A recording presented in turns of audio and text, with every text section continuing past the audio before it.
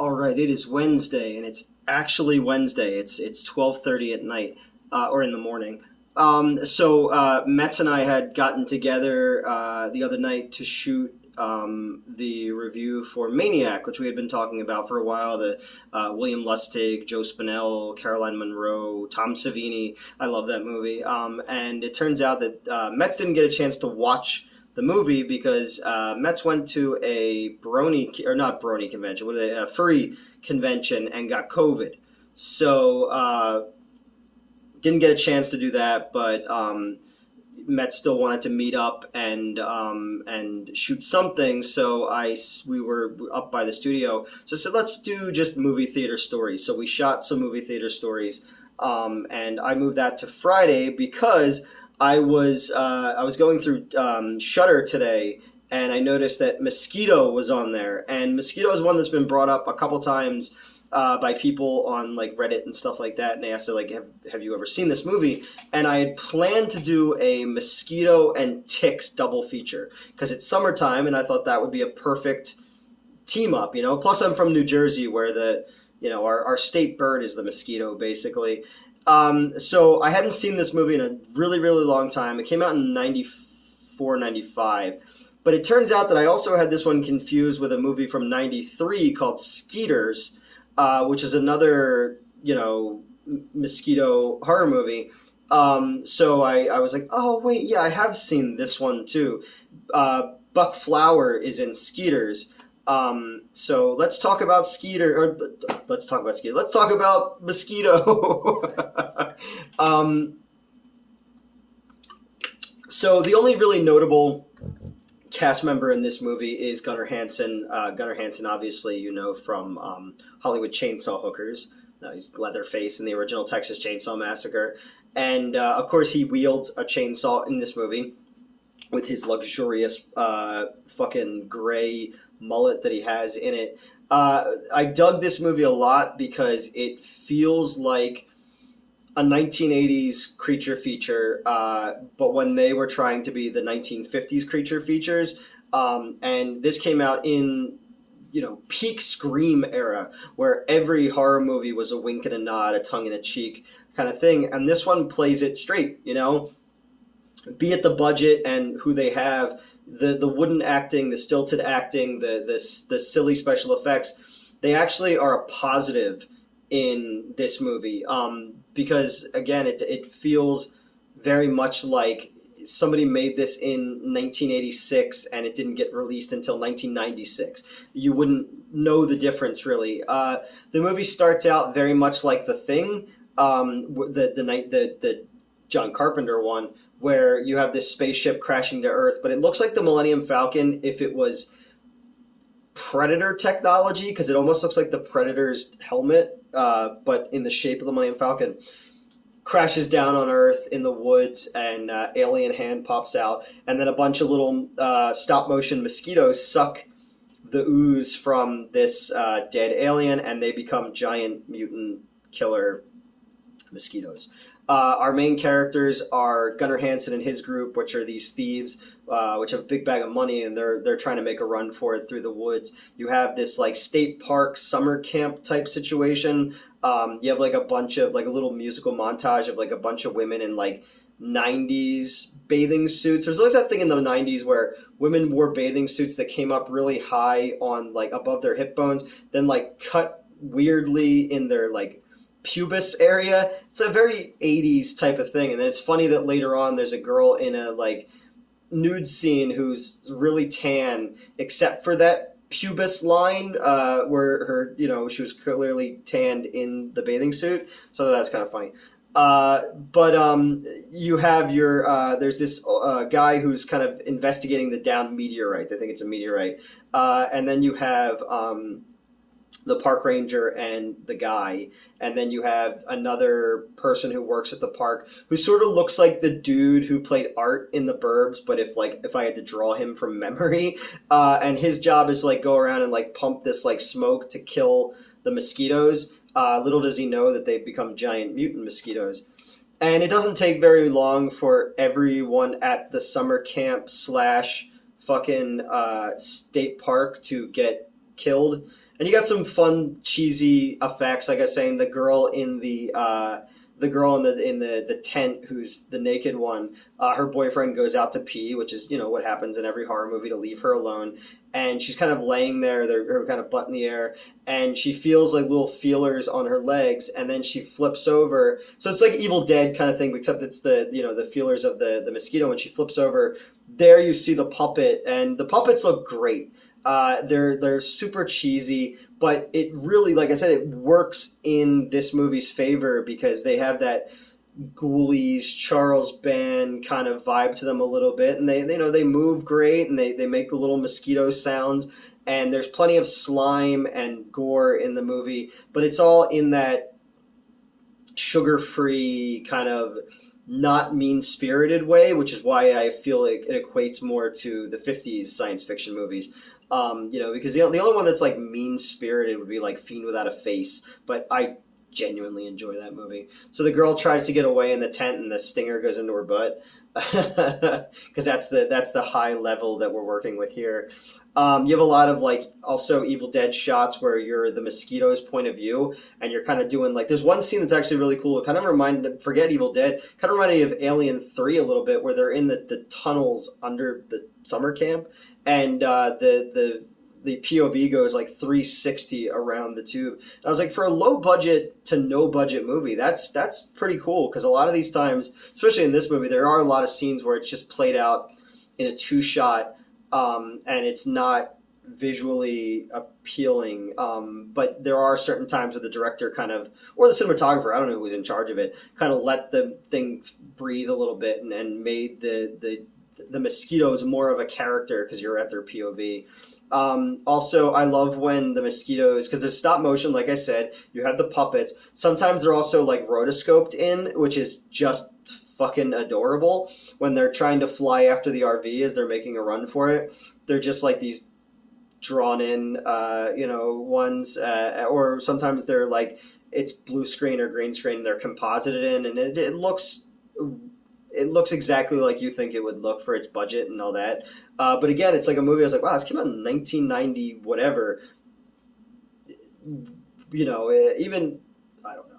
I was just like, I want to believe that this is a movie that was like sticking around from the 80s. It was a script that they had, and it's like, fuck it, let's just make it that way. And, but I appreciate that. I appreciate that they didn't feel the need to up the special effects to kind of fit what was popular at the time, and again, not to go like, oh, this is giant mosquitoes. This is sort of like, reminds me of that old movie, The Day the World Ended, or hey, did you ever see that movie about the giant ants? Gunnar Hansen does have like a meta moment where he grabs a chainsaw and he's like, I haven't held one of these in 20 something years. There's a great effect where one of the thieves, there's like an RV chase where all of our heroes are in the RV, and there's these very like, again, Evil Dead style shots where like this whip pan and then close up on an item where they're grab an axe or turn on the gas of the oven, or the girl when she almost falls out of the RV like grabs onto the door, and it's very Sam Raimi style editing to it. Sam Raimi on a budget.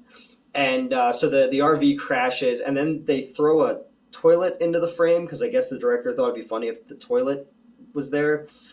One of the thieves gets attacked and gets stuck and drained by one of the mosquitoes. And he you ever see Life Force, where like they get like their life force sucked out of them, directed by Tobe Hooper, who also directed Texas Chainsaw Massacre. And I guess, I'm like a third Tobe Hooper reference here.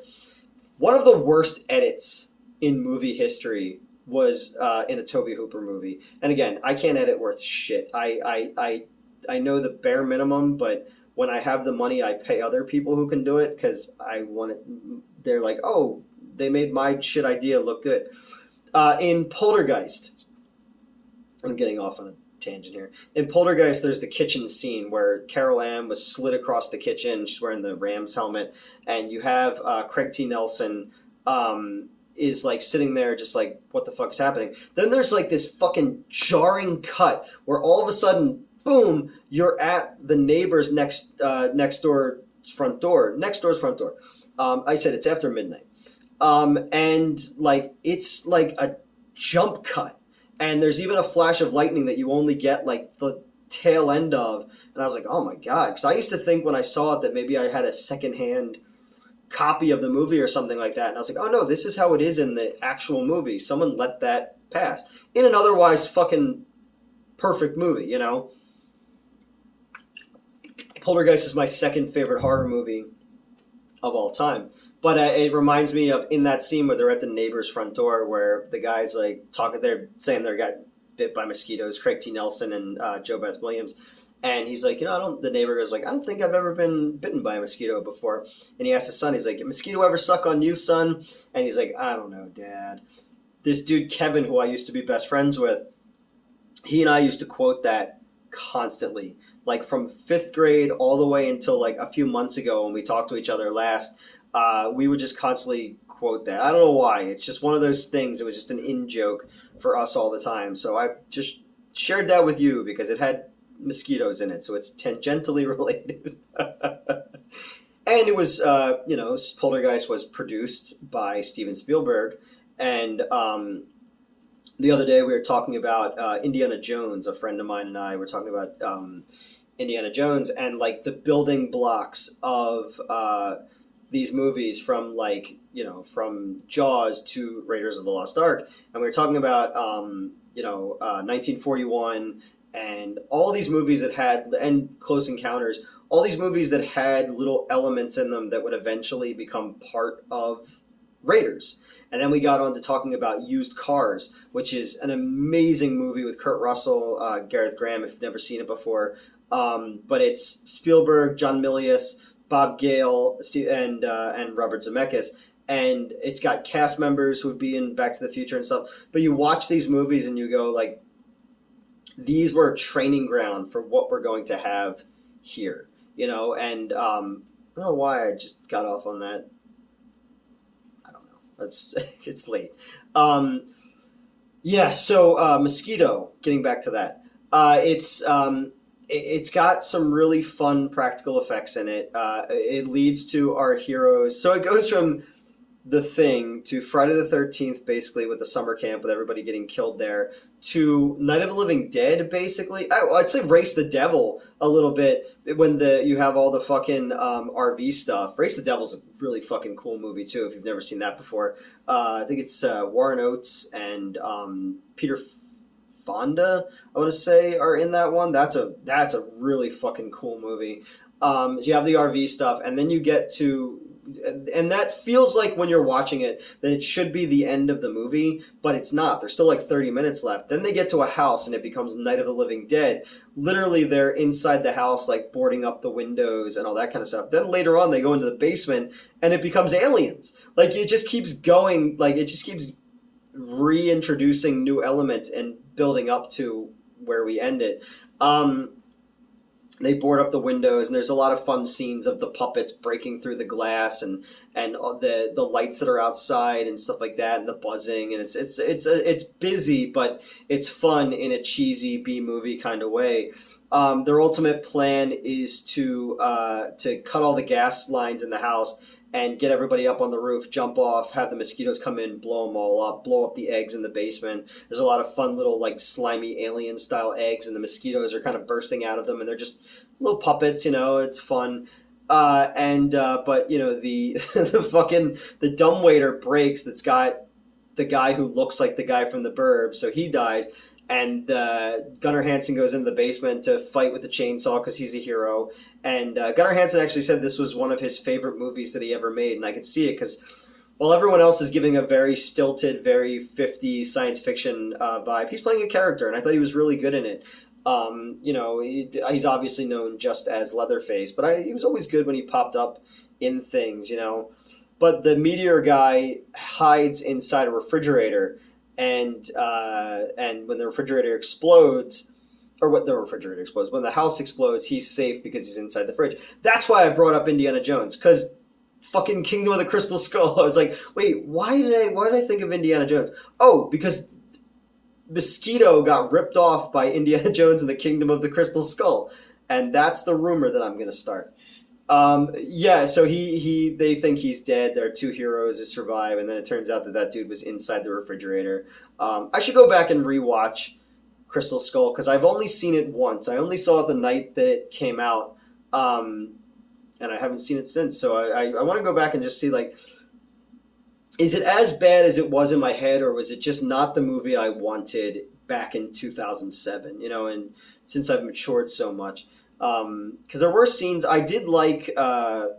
The scene in the malt shop where they have the fight and then they did the motorcycle chase. I like little character things between Harrison Ford and Shia LaBeouf where like he takes a beer off the thing and when he's not looking, Harrison Ford takes it and puts it back. Little stuff like that felt like Indiana Jones, but then there was just a lot of shit in there like the CGI bugs, the CGI fire ants, you know. At least Mosquito didn't feel the need to do that, or the CGI monkeys swinging and stuff. And then Kate Blanchett was basically wasted in it because, like, at the end, she just wanted knowledge. She wasn't a fucking Nazi, like a filthy fucking Nazi. She just wanted information. And then, like, she looks at the aliens, so they make her, like, turn into magical dust and disappear.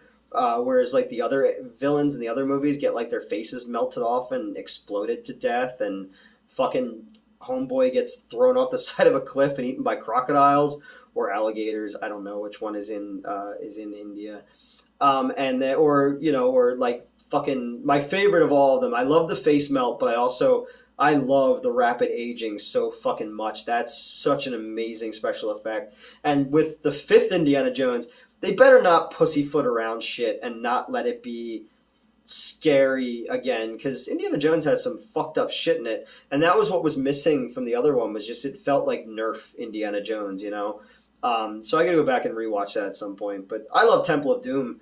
And people are like, "Oh, it's the weakest one," and yeah, whatever. And oh, it's super racist. You know, it felt the most like the 1930s and 40s serials that they was based on. It felt like a pulp novel. It felt like Doc Savage or somebody like that. So I've always been a huge fan of that one. It's got a lot of fun set pieces in it too. Like apparently Raiders just had too much shit in it, so they just plugged it into Temple of Doom.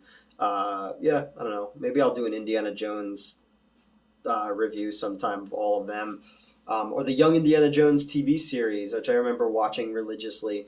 But I'm glad I had a chance to watch Mosquito.